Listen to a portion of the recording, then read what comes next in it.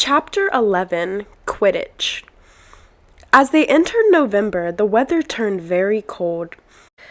The mountains around the school became icy gray, and the lake like chilled steel. Every morning, the ground was covered in frost. Hagrid could be seen from the upstairs windows, defrosting broomsticks on the Quidditch pitch, bundled up in a long moleskin overcoat, rabbit fur gloves, and enormous beaverskin boots.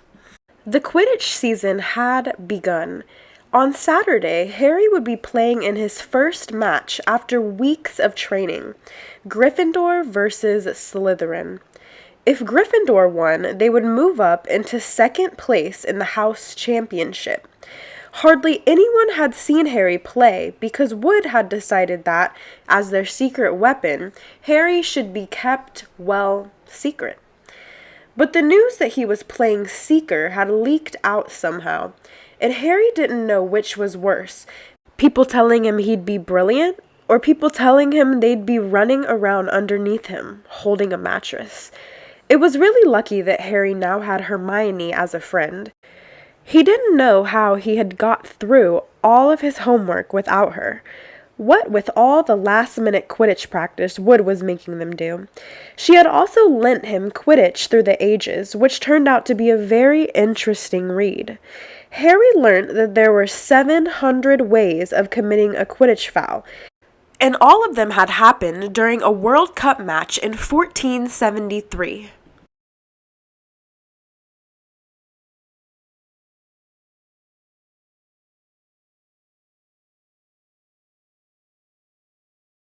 That Seekers were usually the smallest and fastest players, and that most serious Quidditch accidents seemed to happen to them. That although people rarely died playing Quidditch, referees had been known to vanish and turn up months later in the Sahara Desert. Hermione had become a bit more relaxed about breaking rules since Harry and Ron had saved her from the mountain troll, and she was much nicer for it. The day before Harry's first Quidditch match, the three of them were out in the freezing courtyard during break, and she had conjured them up a bright blue fire which could be carried around in a jam jar. They were standing with their backs to it, getting warm, when Snape crossed the yard. Harry noticed at once that Snape was limping. Harry, Ron, and Hermione moved closer together to block the fire from view. They were sure it wouldn't be allowed. Unfortunately, something about their guilty faces caught Snape's eye. He limped over. He hadn't seen the fire, but he seemed to be looking for a reason to tell them off anyways. "What's that you've got there, Potter?" It was Quidditch Through the Ages, Harry showed him. "Library books are not to be taken outside the school," said Snape. "Give it to me. 5 points from Gryffindor." "He's just made that rule up," Harry muttered angrily as Snape limped away. "Wonder what's wrong with his leg." "Dunno, but I hope it's really hurting him," said Ron bitterly. The Gryffindor common room was very noisy that evening. Harry, Ron, and Hermione sat together next to a window. Hermione was checking Harry and Ron's charms homework for them. She would never let them copy "How will you learn?" But by asking her to read it through, they got the right answers anyway. Harry felt restless. He wanted Quidditch Through the Ages back to take his mind off his nerves about tomorrow. Why should he be afraid of Snape? Getting up, he told Ron and Hermione he was going to ask Snape if he could have it. "Rather you than me," they said together, but Harry had an idea that Snape wouldn't refuse if there were other teachers listening. He made his way down to the staff room and knocked. There was no answer. He knocked again. Nothing.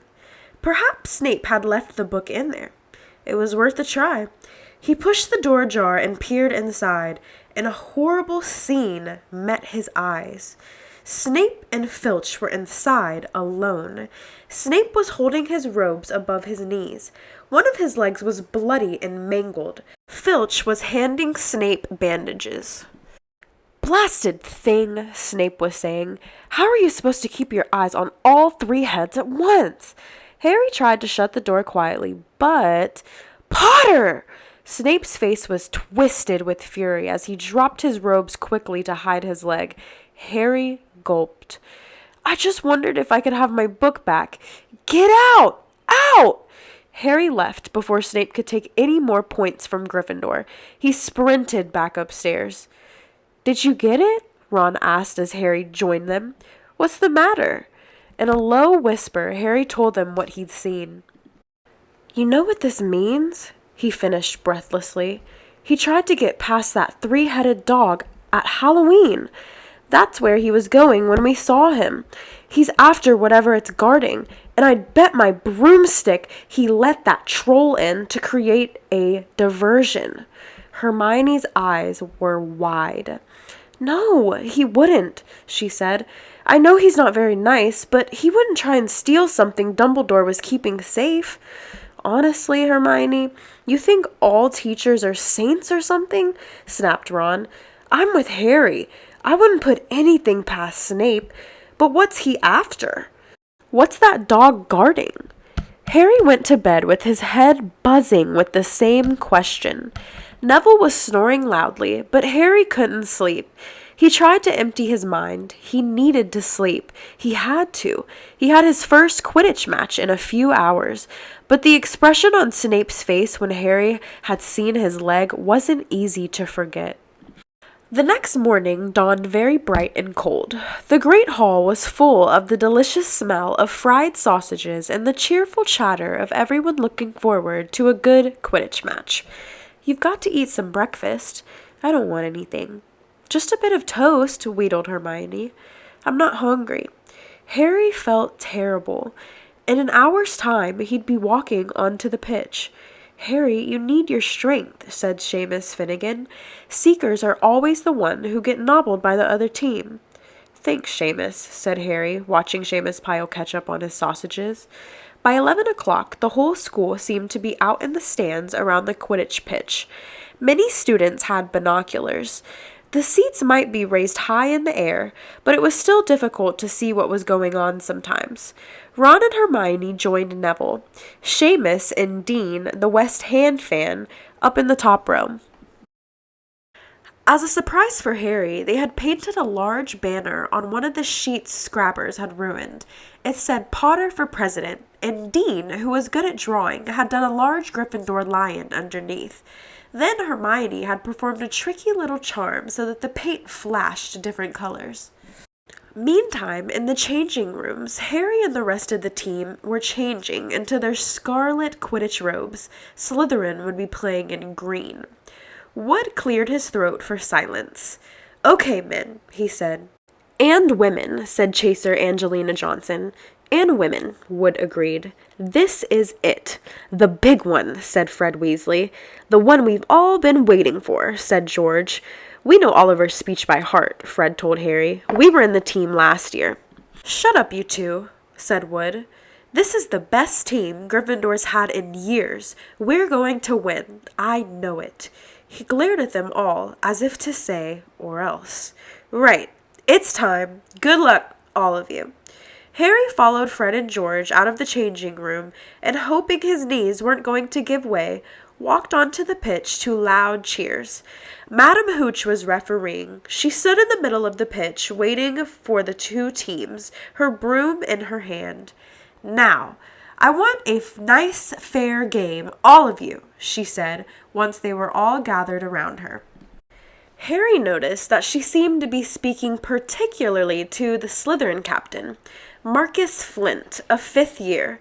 Harry thought Flint looked as if he had some troll blood in him. Out of the corner of his eye, he saw the fluttering banner high above, flashing Potter for President over the crowd. His heart skipped. He felt braver. Mount your brooms, please. Harry clambered on to his Nimbus 2000. Madam Hooch gave a loud blast on her silver whistle. 15 brooms rose up, high, high into the air. They were off. And the quaffle is taken immediately by Angelina Johnson of Gryffindor. What an excellent chaser that girl is, and rather attractive, too. Jordan? Sorry, Professor. The Weasley twins' friend, Lee Jordan, was doing the commentary for the match, closely watched by Professor McGonagall.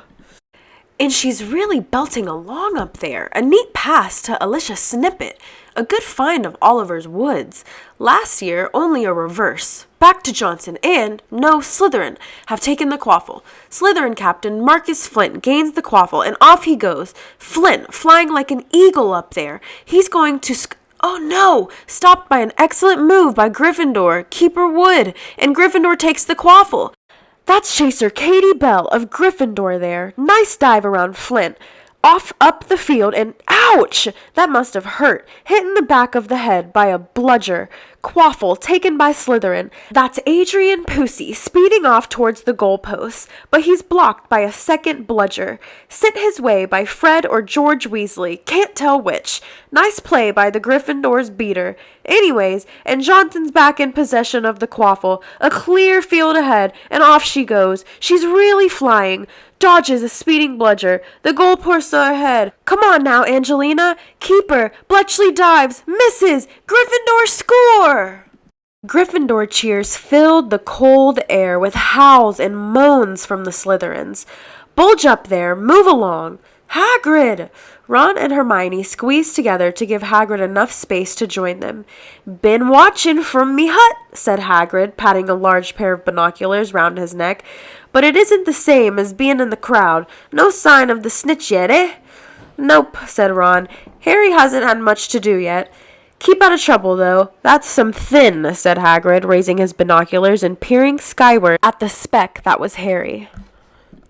Way above them, Harry was gliding over the game, squinting about for some sign of the snitch. This was part of his and Wood's game plan.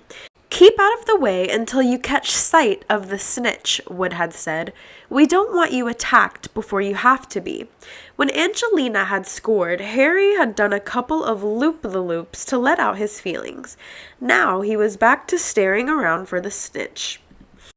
Once he caught sight of a flash of gold, but it was just a reflection from one of the Weasleys' wrist watches, and once a bludger decided to come pelting his way, more like a cannonball than anything. But Harry dodged it, and Fred Weasley came chasing after it.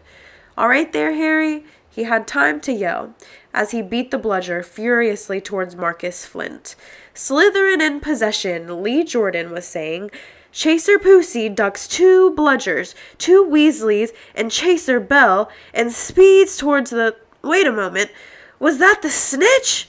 A murmur ran through the crowd as Adrian Pusey dropped the quaffle, too busy looking over his shoulder at the flash of gold that had passed his left ear. Harry saw it. In a great rush of excitement, he dived downwards after the streak of gold. Slytherin seeker Terence Higgs had seen it, too. Neck and neck, they hurled towards the snitch. All the chasers seemed to have forgotten what they were supposed to be doing as they hung in midair to watch. Harry was faster than Higgs. He could see the little round ball, wings fluttering, darting up ahead. He put out an extra sprint of speed. Wham! A roar of rage echoed from the Gryffindors below. Marcus Flint had blocked Harry on purpose, and Harry's broom spun off course, Harry holding on for dear life. Foul! Screamed the Gryffindors. Madam Hooch spoke angrily to Flint and then ordered a free shot at the goalpost for Gryffindor. But in all the confusion, of course, the golden snitch had disappeared from sight again. Down in the stands, Dean Thomas was yelling, "Send him off, ref! Red card!" "This isn't football, Dean," Ron reminded him. "You can't send people off in Quidditch. And what's a red card?" But Hagrid was on Dean's side. They ought to change the rules. Flint could have knocked Harry out of the air. Lee Jordan was finding it difficult not to take sides. So, after that obvious and disgusting bit of cheating... "Jordan," growled Professor McGonagall. After that open and revolting foul... "Jordan, I'm warning you."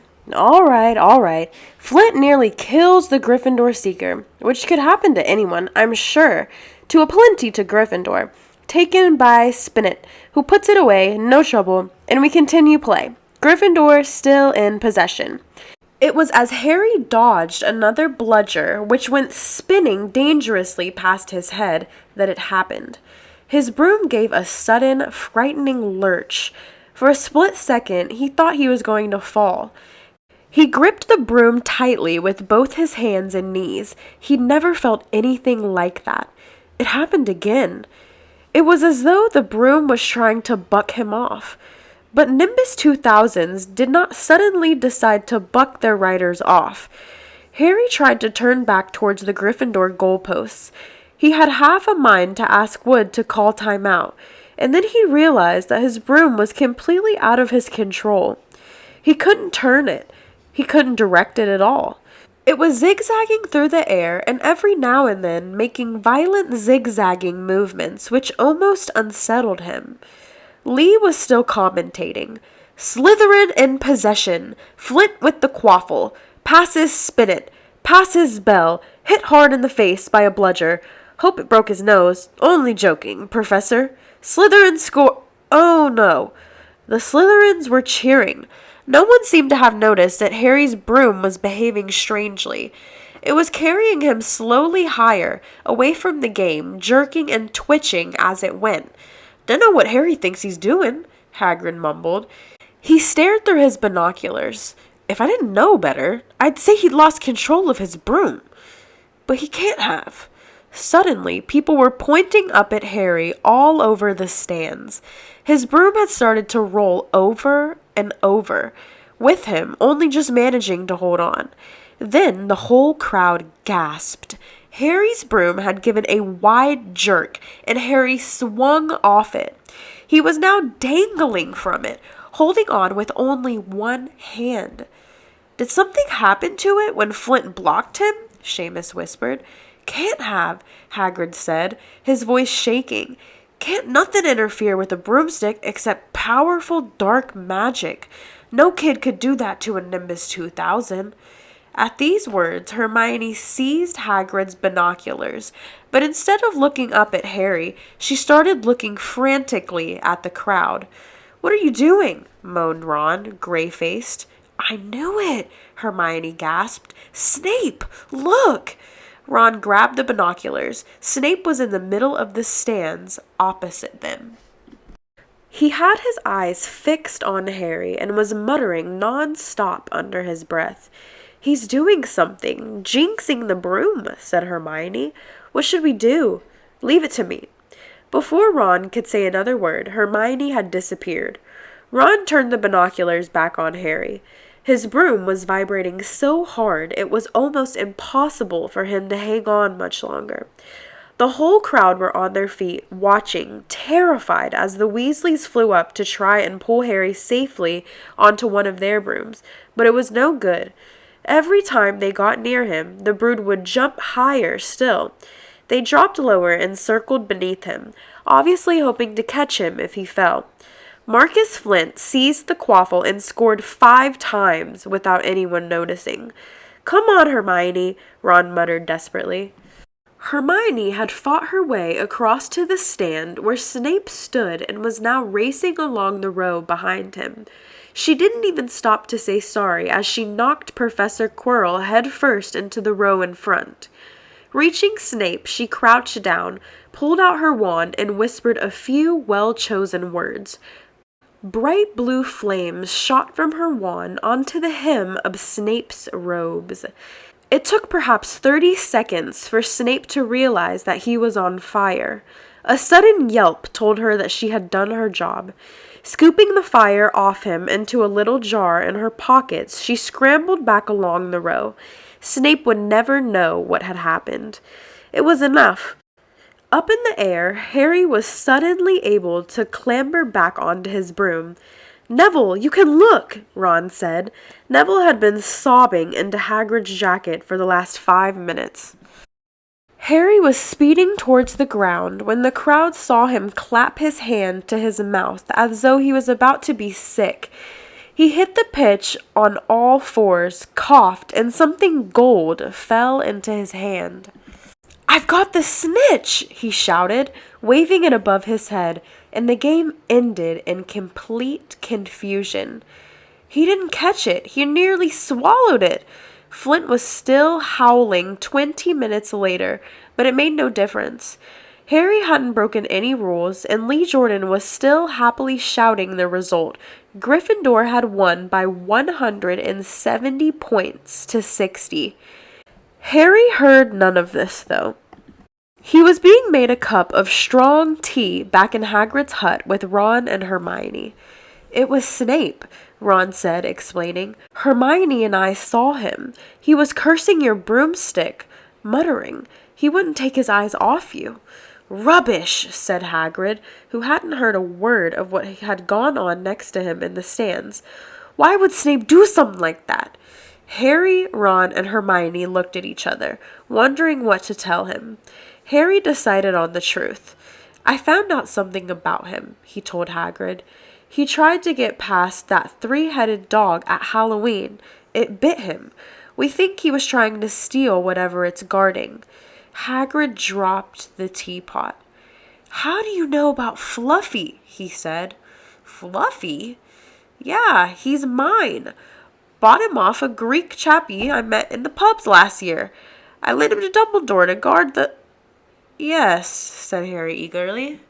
"Now, don't ask me any more," said Hagrid gruffly. "That's top secret, that is. But Snape's trying to steal it." "Rubbish," said Hagrid again. "Snape's a Hogwarts teacher. He'd do nothing of the sort." "So, why did he just try and kill Harry?" cried Hermione. The afternoon events certainly seemed to have changed her mind about Snape. "I know a jinx when I see one, Hagrid. I've read all about them. You've got to keep eye contact, and Snape wasn't blinking at all. I saw him." "I'm telling you, you're wrong," said Hagrid hotly. "I don't know why Harry's broomstick acted like that, but Snape wouldn't try and kill a student. Now listen to me, all three of you. You're meddling in things that don't concern you. It's dangerous. You forget that dog, and you forget what it's guarding. That's between Professor Dumbledore and Nicholas Flamel." "Aha!" said Harry. "So there's someone called Nicholas Flamel involved, is there?" Hagrid looked furious with himself.